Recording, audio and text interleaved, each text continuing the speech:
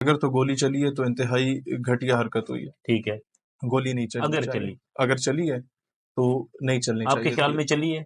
हमारे जर्नैलों को मुंशी अच्छे नहीं मिले हम्म, और खान को मशीर अच्छे नहीं मिले। इस वक्त इन्हें दुआ देनी चाहिए कंटेनर पे बैठे उस बंदे को जो नमाज पढ़ रहा था। हम्म, अगर उसका ये सानिया ना होता।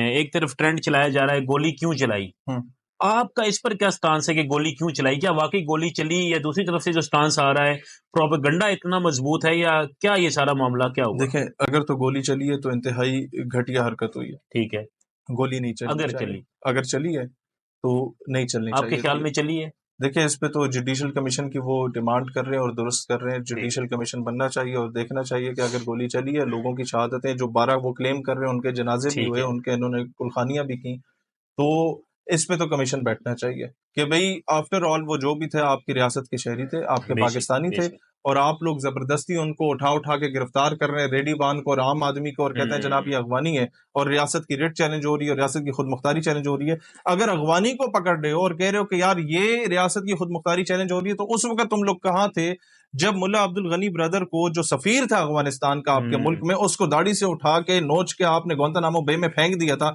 सीआईए और ब्लैक वाटर दंदनाती हुई पाकिस्तान की सड़कों पे फिरा करते थे उसके दहशतगर्द। आप लोग उस वक्त कहाँ थे और रियासत की खुद मुख्तारी उस वक्त कहाँ थी? रियासत की खुद मुख्तारी उस वक्त कहाँ थी जब हमारे फौजी जवानों को शहीद किया गया था सलाला चेक पोस्ट पे, और हम रिस्पॉन्ड नहीं कर रहे थे। वजीर आजम बुजदिल था उस वक्त।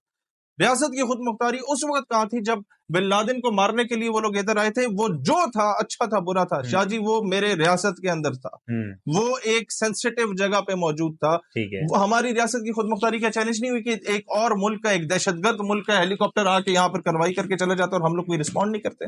अगर वक्त पे हम लोगों ने, जिस दिन 150 बच्चा मेरा बाजोड़ का शहीद हुआ, 6 से 12 साल का मदरसे का बच्चा, और आपने ड्रोन स्ट्राइक करके शहीद किया, और अगले दिन कहा कि ये तो दहशतगर्द थे। अगर अगले दिन नेटो की सप्लाई रोक के उसके कंटेनर को आग लगा दी जाती तो आज कभी भी ये बुजदिली का फैसला हमें ना करना पड़ता। अगर वक्त पे शाहजी हम लोगों ने ये डिसाइड कर लिया होता कि कुलभूषण यादव का इंटरनेशनल कोर्ट ऑफ जस्टिस में इन लोगों ने स्टे ऑर्डर लिया इंडिया ने जाके, और अगले दिन हम लोग एपीएस पेशावर के सामने चौक पे फांसी के फंदे पे उसे लटका देते, दुनिया हमें बगैरत ना कहती।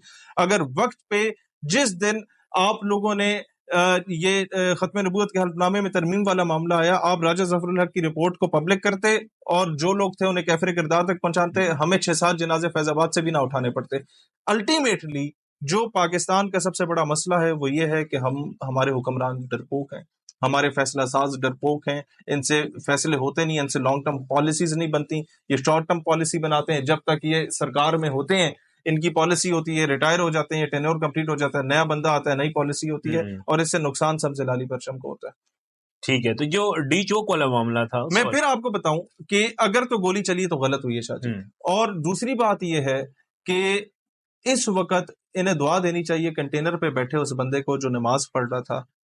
अगर उसका ये सानिया ना होता तो मेरा ख्याल है आज पीटीआई की 12-14 हिस्सों में तकसीम हो चुकी होती। उसने तवज्जो हटा दी उस सारे मामले से।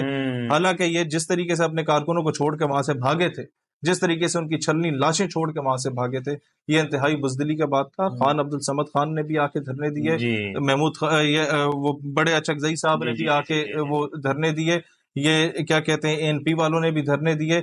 अपनी लाशों को छोड़ के कोई नहीं गया आज तक। आप ये भी देख लें, तारुल कादरी साहब ने भी धरने दिए, कोई अपनी लाशों को छोड़ के आज तक नहीं गया मैदान में।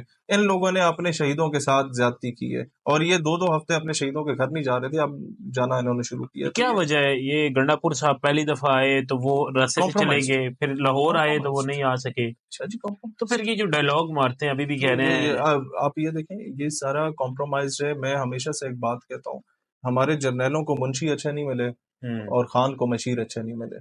तो ये मुंशियों और मशीरों ने जो है इस पाकिस्तान का सत्यानाश किया हुआ है, टू बी वेरी फ्रैंक। ये मुंशी जो ख्वाजा आसिफ टाइप के आप लोगों ने बैठाए हुए हैं, ये इस सबसे बेहतर, अगर आपने वजीर दिफा बनाना ही था किसी नून लीगी को, आप उसे ख्वाजा साद रफीक को बना लेते। कम से कम उस बंदे का मुझे पता है कि बाहू मोहल्ले के लोग आए इधर ख्वाजा साद रफीक के पास कोई सिफारिश लेके, और मामला इलीगल था और उनका 950 वोट था, उसी के हल्के के लोग थे। उसने कहा मैं नहीं करूंगा, बेशक वोट ना दो। तो ऐसे लोग मौजूद हैं आपकी नून लीग में, ऐसे तो नहीं, एक ही बंदा मौजूद है तो उसको बना दो।